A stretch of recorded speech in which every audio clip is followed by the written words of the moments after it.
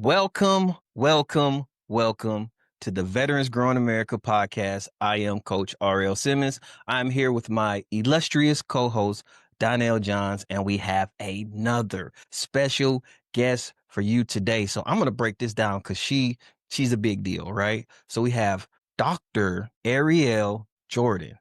She is an author. She is also an Army veteran, go Army, Mhm. but she is the founder and CEO of Mindset Quality. And I am super excited to have her on today. How you doing, young lady? Great. Thank you for the warm welcome, both of you. I appreciate that. Thank you for your time. Absolutely. Doctor, it is so good to have you on the podcast finally. I know you. My audience wants to know you. Can you share a little bit about how you're connected to the military and a little bit about your experience? Yeah, so I'm connected to the military. I'm an Army vet. I joined the Army when I was 17. So I was young, had to get my parents' permission to go and all that good stuff. And I stayed in until 2017. And so I switched to reserves during my time. And so I got to experience both. Yeah, so that's a little bit about my Army background. I was a culinary specialist when I was in the Army. So I got to feed people and make people happy in that way. Cause, when it's child time, there's a little bit of a lightening of the day. So now I'm a therapist and I feel like I do the same thing in a different way to where like I help veterans, first responders and leaders redefine their resilience and step into their post-traumatic growth. So we talk a lot about post-traumatic stress and we talk about it in a way that it changes the brain, but we don't talk about how like post-traumatic growth does the same thing. And so I try to highlight like the healing part of life through like therapy, speaking, and training and things like that. I love that. So you have like this complete different dynamic of where you were as a veteran to where you are now. But Mhm. tell me a little bit about, if applicable, how did your military experience influence your journey into entrepreneurship? It's so interesting because I don't think I ever really planned the entrepreneurship part, but I think the military is the backbone of it. So, and I mean that by like the skills that you learn, the discipline that you learn, the things that are easy for maybe somebody who's been through the service versus somebody who hasn't, like letting stuff roll off your back and, just certain skills that you don't think are skills until later. Then it's like, I needed that so that I could do this. So I think that the military kind of lays the foundation of like discipline and being tough mentally, physically, and all of that, having that endurance that you need for your business to be successful. Because if you don't have that, then you'll never grow through all the things that you need to grow through. I love that you said grow through. That's one of the reasons I have Veterans Growing America because in entrepreneurship, you have to grow through some things in order to make it to the next level. Absolutely. Can you tell me what the inspiration behind starting your own business? Like what inspired you to start your company? Well, when I was in the service, I don't think I got a lot of support through the mental things that I experienced, through like the loss of my daughter, the loss of my father, going through a divorce. And there was so much grief that I experienced. I had to kind of become who I needed. And during that time period, I was like, let me learn about healing because nobody's teaching us how do we get through when life gut punches you over and over again. And so I was like, okay, this is what I'm going to do. I'm going to learn. And I kind of just put everything into learning. And after a lot of work being done behind the scenes, I decided that I want to create my own thing. So I had some background working in substance abuse, working at Walter Reed. So I got a little military hospital experience and then working with trauma. And I realized like I really want to help people in this aspect because we tend to adapt like because I have trauma or because I've been through hard things that nothing will ever change. And it's not true. So I want to model that for them like, hey, I've been through hard things too. And actually, some of the worst that you can think of. And here we are now. So, that growth is embedded throughout the whole process. And that's what inspired me to do. Cause I was like, if I work for myself, I can create whatever I want to create. I just have to like learn the management part and the technician part. And that's kind of like all the story behind it. And then it continues to develop as we go. Tell us about the unique proposition of mindset quality. What can people expect when they say, hey, I want to give my money to mindset quality? What can they expect? So for me, the way that I structure mindset quality, I created mission redefine. So my mission behind mission redefine is that we redefine what resilience looks like. And so underneath of that umbrella, there are retreats, there are EMDR groups, which is like trauma processing groups, and leadership programs. So when you think of mindset quality, then you think of what can I get? I want people to think about that post-traumatic growth. It all goes back to that. So whether it's a retreat where you can learn how to relax and let your hair down, and that rest doesn't equal danger, and that's where we can do that at. I see you shaking your head. Or whether we're trauma processing because life has just, went ways that we did not expect, or learning like to be a great leader. I can show up as my full self. I can be authentic to build my brand, and things like that. Attracting the right ideal customer by using some of my natural humor and things like that. So when I think about like, what are you getting? It's a couple different areas, but hopefully you get what you need. No, that's interesting. So let's transition a little bit into transitioning. Okay, you like how I did that? When it comes to transitioning from the military, hmm what are some of the obstacles that you faced and the challenges that you faced in transitioning, or was there any? I mean, not everybody has challenges. What was hard about it, and if there wasn't nothing hard about it, what made it good? Well, I think for me, there was a lot of different aspects like throughout because I had to face grief and trauma. Like that was my reality as I was into. So so my first contract getting out of the service, I wrote a letter to, I forgot who it went to, but I got placed in the inactive ready reserves so that I could take care of my daughter and just fully focus on her. And then she died a month later. And so that was like, F the military transition. This is hard now, because I'm not even thinking about the transition. I'm thinking about losing my kid. And my dad also had stage 4 lung cancer at that time from being a Vietnam vet and being exposed to Agent Orange. So, all of this is happening. And I called the recruiter and I was like, put me back in because I don't know what else to do. Put me in the reserves. So that was like, it was like not knowing what to do. And so I signed another contract, but the recruiter didn't do what he was supposed to do. I said, I don't want to be a culinary specialist anymore. I want something I could use when I get out of the military, put me in like HR or something. And he was like, okay, those jobs go by fast. So go ahead and sign. And then when one becomes available, I'll slide you in there. And then he ended up putting me back in as a culinary specialist, exactly like I asked him not to. So, but then there's the transition of going back in. And then I didn't know he put me back in. So I went to Delaware to go back to college at Delaware State University, moved on campus. And then I get a call from a sergeant like, where you at? You supposed to be drilling. And I'm thinking somebody's playing on my phone. So I actually hung up on him and I got this letter. And I was like, oh, I really am supposed to be drilling. Oh my goodness. So I go to Fort Belvoir, where was my new station. And they were like, what are you doing? You haven't been here. And they think I can't get right. And I had to explain myself. And luckily they listened to me and I explained everything. And I didn't have to go back to the unit where I was at, where I experienced like extreme racism.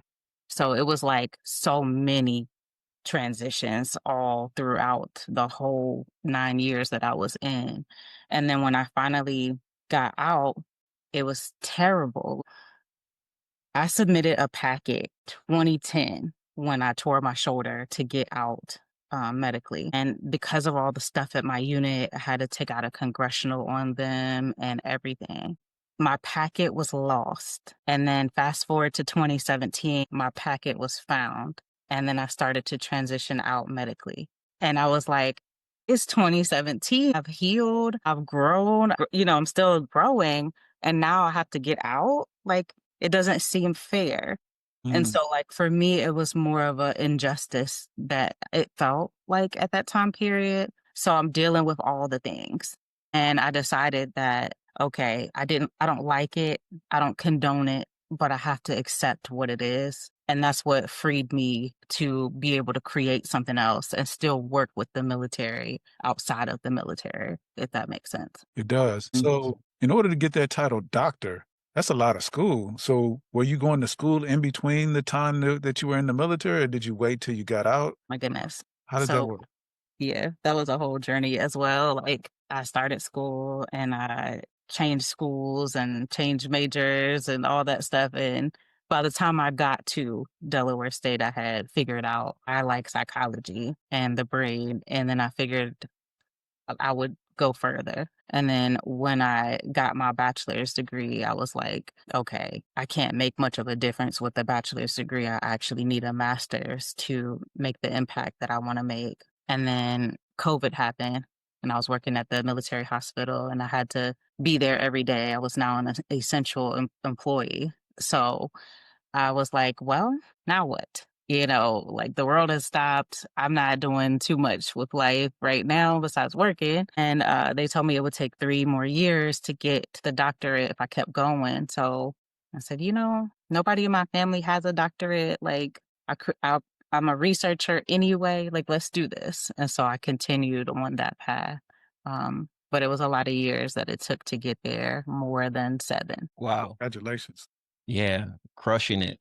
Crushing it.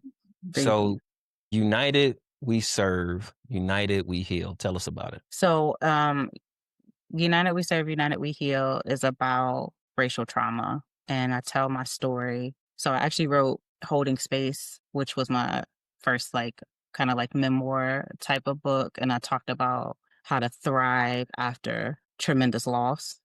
And through that book, I learned, wait, there's another story here. And so I wrote United We Serve, United We Heal, because what I realized from talking to different people of color, that they have stories too about how they were mistreated or treated differently. And so I just started to kind of like listen to all the different stories, like from Montford Point Marines to Buffalo Soldiers, the Harlem Hellfighters, and all the like history of like how we were desegregated and all the stuff. And I was like, dang, that's still happening, when I was in the service. And I know my dad being Vietnam, my granddad being World War II, I can only imagine, what it was like for them. So I decided that there needs to be a guide in how we get through these things. And so I use my story because only I can tell that. And then I embedded psychology in it so that as you're reading it and you realize that maybe some things have happened to you too, here's how we continue to move forward. So what I don't want is for another person to feel stuck in that. I want us to keep, I guess, growing through it, right? You've had a lot going on in the military. As a entrepreneur now, you still got a lot going on. What are some key lessons that you learned from your military experience and your experience as an entrepreneur that you could share to the listeners right now that probably could change the trajectory of their life, essentially? Yeah, I think like one of the things I still repeat sometimes is like embrace the suck, because like things are going to suck sometimes. But if we look at it differently, sometimes that's how we move through it. So, like, the expectation is not for it to be sunshine and roses all the time. It's like when it sucks, what do we do? Like, let's lean into that. Let's figure it out. We need stress to a certain extent to make those changes. And so rather than thinking, oh my gosh, I'm stressed out, like I need to quit, I'm not doing it right or whatever. No, embrace the stress that you have it, and then figure out why you have it.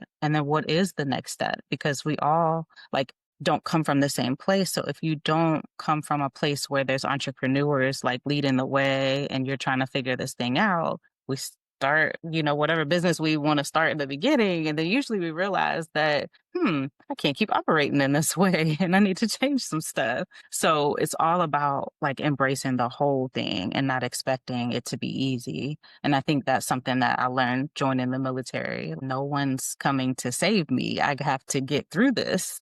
And I have to get through this in the best way that I possibly can. And of course, one of the Army values is personal courage. So I have to, have that in order to keep moving forward. So I guess I still embrace, those values. Yeah, that's real. I love it. That's real. Now, those values are what keeps us together. You said a couple of things that really struck me, like, embracing the suck. People see, before we even got started on here, they see what you post, which are the good things, but Mhm. they don't realize, behind your title, it wasn't easy. It was 7 years of hard work, 8 or more, right? Of hard work where you couldn't go out with the girls, you couldn't do anything until, I mean, you could, but then you're taking a chance of it stopping you from being where you are right now. And not everybody gets that either. So, like, if it's like, I remember missing specifically wanting to go hang out on 4th of July, the cookout and everything. But I had this thing that I had to do and it had to be turned in. And I was like, dang, I can't come. And also, not only that, but like working full time while doing a doctorate degree. So it's like I couldn't do the schoolwork because I had to work. And then when I can't come to the cookout, everybody's like, come on, you can make it. Just come for a little bit. And I'm like, no, y'all don't get it. Like, I really can't come for a little bit because this won't get done. And then I'll fall behind. And you can't do that in this program. So, having people not understand that, that part of it too, that sacrifice that we have to make for, to get to that finish line. When you go back home, how many people in your neighborhood have the title doctor, and how many people are still in the same place where you left them? Yeah, I don't know anybody that has that title. And yeah, that's kind of the experience. Like there's not a lot of movement.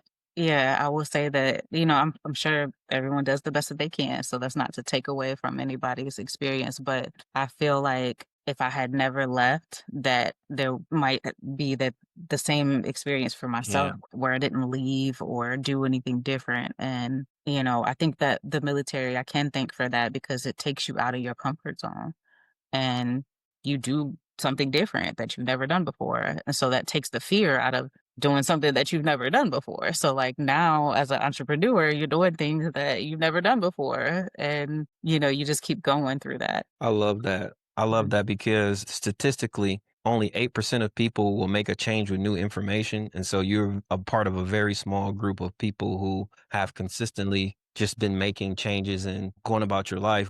Like one of the biggest things as I think this is more so a note to all of the entrepreneurs, especially those that are professionals. One of the things they should note is when they're, because a lot of times people, and I see it with entrepreneurs all the time, like, I don't want to charge that much because I don't think what I'm doing is worth that.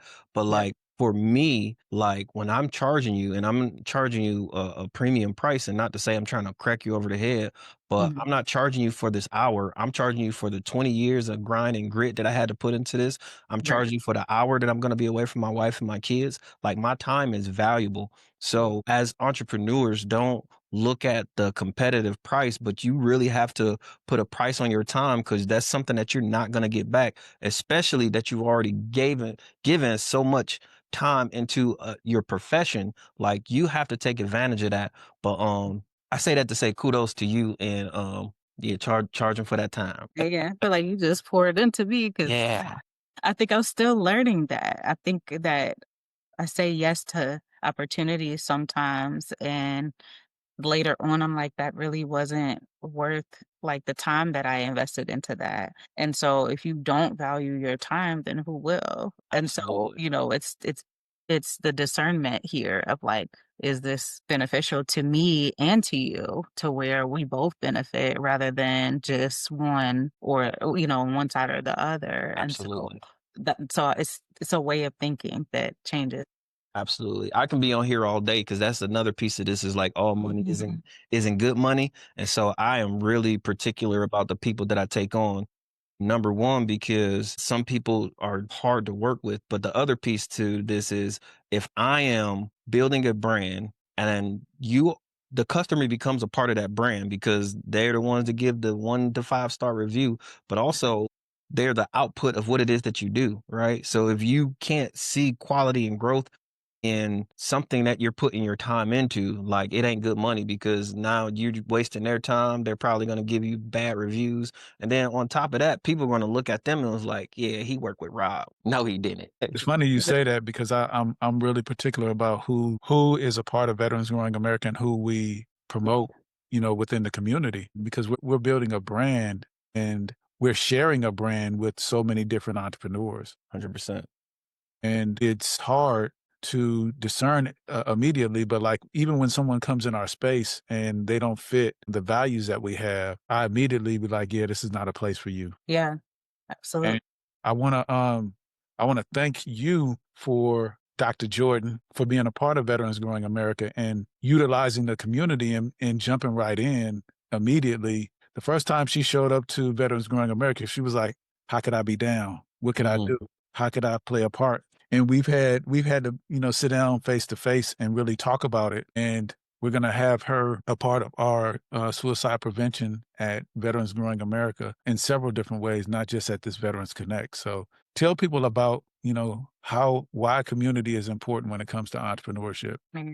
That's super important. The first time I came to Veterans Growing America was already it was very warm. I felt like this is a good place to be, and just like connecting with all the other veteran service organizations and things like that was like, yes, this is the right way to spend my time. We just talked about how to spend our time, right? But I think like you need that. One of the things I talk about in my book about like the mistrust that happens, like sometimes when you go through like betrayal and stuff like that, you tend to isolate because that's what feels safe, or you think that you have to do everything by yourself because you haven't had very much support.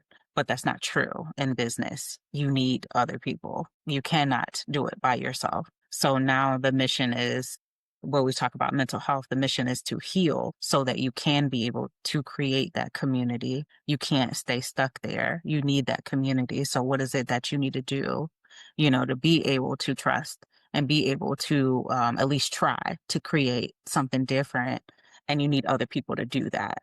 We'll never get as far as we can by ourselves that we can with other people. Other people will take us way further. And our team that we build and, networking and all of that is necessary. That's huge. And I found myself when I first started, I was by myself and there was trauma behind that because I couldn't do it all and I wasn't good at it all. And so I had to find people that were good at stuff that I wasn't good at.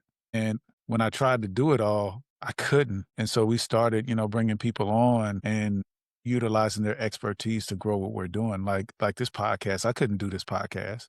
Rob is an integral part of this podcast, and he was an expert that I enlisted to be a part of the organization. And the dude is absolutely amazing. Love that. Thank you. Yeah, I feel comfortable being on here because I feel like somebody has my back, right? When it comes to podcasts. And I get to say that we're on, several different platforms because of Rob, who plays a huge role in putting us out there.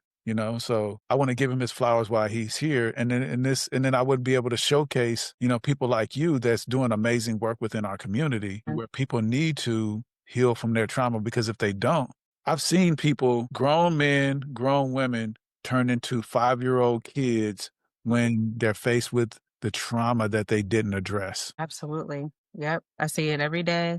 And, I help facilitate the growth. But thinking about Army basic training, like your battle buddy better be with you at all times, right? Like the latrine child. And if you don't know where your battle buddy's at, they gonna ask you, where's your battle buddy?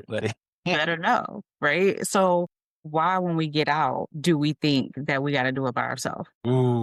Like talking about community, I was like, dang, I was thinking about that. And I advised myself. I was like, okay, why do you think you got to do this by yourself? It's not true.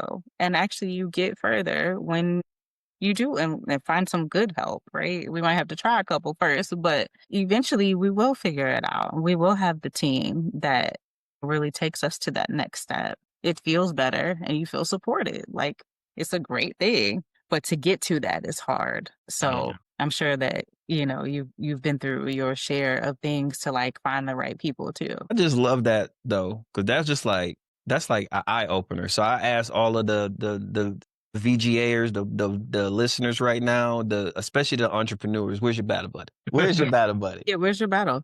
Yeah, That's a new thing. Where's your battle? yeah. They'll make it They're do trying to like figure this out. my old drill sergeant. He'd be like, "Hey, you, where's your battle buddy? Yeah, exactly. Where's your battle buddy?" Exactly. And you better know where they at too. Exactly. So I started to adapt that. And when I ask people that, most military service members, they get it. They get it to a deeper level because they have tried to do or handle life's hardest battles, mental health, by themselves. And it's like, why are you doing that? Come see me. Let me help you. You don't have to do it by yourself. Yeah. So I'm in a mastermind group with Eric Thomas, and he took it to another level. He was like, if you're trying to take your business to the next level, where's your starting five? Like, if you're trying to take it to the next level, where's your five? And so if you don't have your five, you need to find your five. And so that's going to be my next question to you the next time we meet is where's your five? Yeah, that's pretty cool because I had a conversation with Demias, and that was part of what was said in the conversation. Is, hey, where's your five? And I'm like, uh, uh, I'm slipping. I know I'm one of them. Yeah, for sure, for sure, for sure. And it's funny enough, man. I still remember the conversation right after I interviewed you, and then we did the podcast, and then I was just like, I don't know. It wasn't even something that was on my mind. It was just something that was on my heart, though. That I was just like, VGA got a podcast? You're like, no, want to do one? Yeah, bet.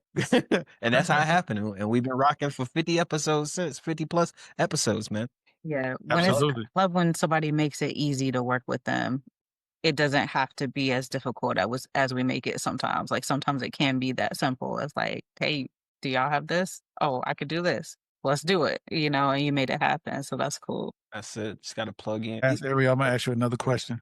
Who got your six? And then like you talk about trauma, like leading you there and stuff like that. And I was like working through my own stuff. It was a coach that I met through Patriot Boot Camp that DAV does. And he was like pouring into me so much. It was actually hard to handle at first because I was like, wait, what's your angle? Like no angle. I'm a coach. I help people. Like this is what I do. But I was like, wow, this is so cool. Like this is very nice. And this is what was missing to kind of help put connect some of those dots. Going back to like, we need people. Absolutely. 100%. Who's got your six? I love it. Hey, so before we get out of here, I want to just kind of give you the mic and give you some if you have any final thoughts for the viewers and listeners, I love for you to share. Yeah, I mean, I think we really kind of hit it. All the things, entrepreneur, not doing it by yourself, or not even feeling like you have to, like finding your people. I like that starting five because I hadn't thought about it that way. But yeah, having that, knowing that you don't have to come from money, you don't have to come from a long line of entrepreneurs to get out there and just try it, do it, figure it out as you go, build the plane while you fly in it. But also just know, like, we have to make it exist first, and then we can make it better as we go. So I think, like, just to encourage people to, if they're wanting to do that, know that it's hard, but also know that it's doable and that you can continue to make it better as you go, whatever that business is. It's fire. That's fire. So 2 things. How can people get a hold of you, and then how can they get a hold of your books? Okay, so everything is under one link, and it's bio.arielenjordan.com. And so there it has like all my socials, it has all of my books, it has previous podcast episodes, like pretty much anything that you can think of that you would want to like know about me. It's under that link. And then if my email's there too, if that's not enough, they can email me too. So I'm going to throw it back to you before I answer that question, because I think the time that we're in right now, they're going to need your help. And so tell people how they can get in touch with Coach RL, and then we'll talk about BD. I love that. I love that. So people can get in touch with me by going to yourmoneygoat.com. I would love to just sit down with you and see where you are and build a small blueprint from you, and we can grow from there. I love that. Outstanding. You know, I had to throw it back. That alley-oop. Alley-oop. I say, hey, I ain't hard to find. Yourmoneygoat.com. YOUR moneygoat.com. I am there and I will love to sit down and talk you through it. And then we can go short term to long term. But that's what it's about, is just helping people. I love that. And so how do people find VGA? Very simple. Veterans Growing America everywhere on all social media platforms, with the exception of TikTok. You could also find us on our website at veteransgrowingamerica.com. I do implore everybody that within the sound of my voice to go to our website and go to our directory. That way you can find individuals like these two individuals, because we want you to do business with veteran entrepreneurs. I hear people say thank you for your service all the time. Unfortunately, we can't eat that. But what you can do is patronize our business. And if you don't patronize our business, share our business with someone else that needs our service. And stop by our store in Woodbridge, Virginia, or Clarksburg, Maryland, and shop, baby. Ariel, thank you so much. Dr. Jordan, we truly appreciate it. And thank you for just dropping gems, and thanks for stopping by. Yes, thank you for having me. And thank you for all the wonderful things that you both do for the veteran community and for entrepreneurs. It's very honored to be your guest this evening. Thank you. Definitely our pleasure. This was a great show. I love it. And we are over and out.